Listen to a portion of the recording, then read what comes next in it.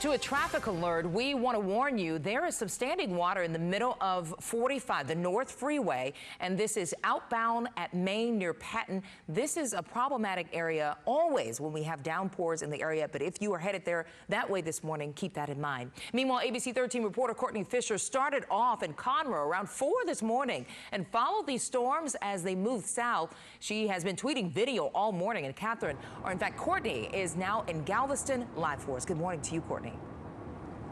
Good morning, Samika. Yeah, the good news is, and Alita was talking about this, the storms moved so fast, so it was easy to keep up with them and give you a real sense of what it looked like all morning long. I want to show you outside right now. Just a gorgeous morning as that rain has stopped. Almost nothing coming down right now and almost nothing on the road. I mean, a little bit, but not any ponding area. We're on 45. We're headed back into town, and it's really been beautiful to look at the clouds and that blue, stormy aftermath sky this morning. But if you're looking at some of the video in my tweets, it was very crazy. It was lightning show. The wind was whipping us around. It was very heavy when we got through League City and then into Galveston. Again, starting in Conroe, so we drove about 90 miles through all of Harris County and into Galveston County. We turned around. We're headed back towards town right now, and things seem to be okay, just fine out here.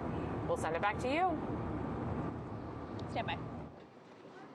I'm Charlie Edsity on the northeast side off of Collingsworth, where the wind's so strong they knocked the awning over at this gas station. Take a look at this damage. Pretty incredible out here. That should give you a pretty good idea of how strong those winds were in this area. And man, did that storm pack a punch. And so I went inside. I talked to the guy behind the cash register. He said he was not at work when this happened, thankfully. And it doesn't look like anybody was around, because when we pulled up, we were the only ones here. So nobody hurt, but obviously a lot of damage out here. We're trying to get some surveillance footage of the exact moment when this awning came toppling over. But of course, conditions now definitely much better than they were earlier today. But of course, be safe out there if you are on those roads, because this storm, as we have been telling you all morning, is pretty dangerous and also pretty intense. We're live from the northeast side. Charlie Edsity, ABC 13 Eyewitness News. Thank you, Charlie. And an ABC 13 viewer sent us this photo, or photos, of a giant tree that fell on the heights in the Norhill Heights neighborhood. Tree actually ended up taking out a fence and some patio furniture on West Fugate Street. Well, a father tried performing CPR on his 5-year-old son after finding him in a pool in Fort Bend County. Sadly, that child died, and it is the third recent drowning involving a child in 24 hours. ABC 13 reporter Jeff Ealing is live at the apartment complex on Richmond near Sugar Land with the most recent death. Good morning to you, Jeff. And good morning to you, Samika. Apparently, this incident was actually caught on camera. The apartment complex is just across the street from where we are right now. There are cameras around the pool area. Officials looked at the video. They say that it shows that the boy climbed over a fence around the pool and then slipped into the water. Sheriff's officials tell us the 5-year-old boy remained at the bottom of the pool for a full 15 minutes before his parents eventually found him. The father went right into the water to get his son. He tried to give the boy CPR, but that was unsuccessful. We're told that somehow the child managed to get out of his parents' apartment undetected and then got over the fence and slipped into the pool. And as you mentioned, this is the third child to die in basically a 24-hour period, the other two happening in Harris County. One 4-year-old died in his bathtub after his mother left him unattended for just a very short period of time. And then another 4-year-old died in a swimming pool in northeast Harris County. Officials both in Harris County and Fort Bend County urging parents to teach their kids water safety and how to swim. Every year we seem to come and talk about this, about how are we going to keep children from becoming victims to drowning. And I don't know if it's just more awareness, if it's education, it's paying more attention.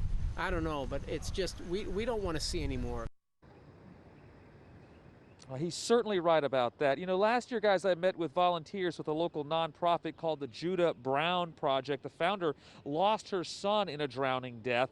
They tell me that the number of child drownings this year is not normal in any way at all. They say that the stay-at-home orders are leading to a dramatic increase in child drownings this year. And they say that just in Texas, so far, at least 16 children have drowned this year, something that we all need to know about. And if we have children children, teach them water safety and how to swim. Reporting live, Jeff Ealing, ABC 13 Eyewitness News. Thanks, Jeff. Well, now to a Cypress giveaway. In fact, a big food giveaway happening today. It's happening at the Berry Center on Barker Cypress. 7,000 meals are expected to be given out today. It starts at 2 p.m. and is supposed to last until 8 p.m., but end sooner if they run out of food. Well, the city of Houston may this morning be trying to charge you for garbage and recycling containers. The city council is bringing up whether to establish a fee for leasing containers. Houston Mayor Sylvester Turner said last week the city expects its worst deficit in history, between $170 and $200 million. Thus, they may need to raise fees. All right, here's Alita checking your forecast. All right, the severe thunderstorm watch is still in effect. Difference between a watch and a warning. A watch indicating that severe thunderstorms are still possible, not necessarily happening right now where you need to take action. That's when a severe thunderstorm warning is in effect. That's when you need to take action. We're not seeing any warnings, but that watch still in effect until 9 o'clock this morning.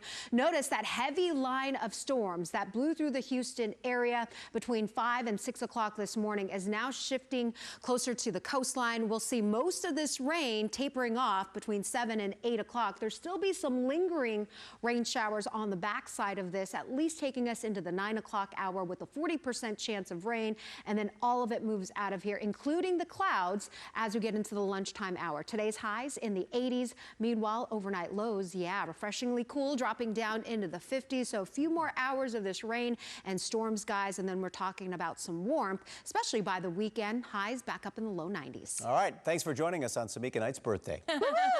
What a great day. I've already gotten Angel Soft tissue. Ooh. That's a big deal nowadays. Yeah, it is. Thanks so much for joining us. Have a great day, everybody.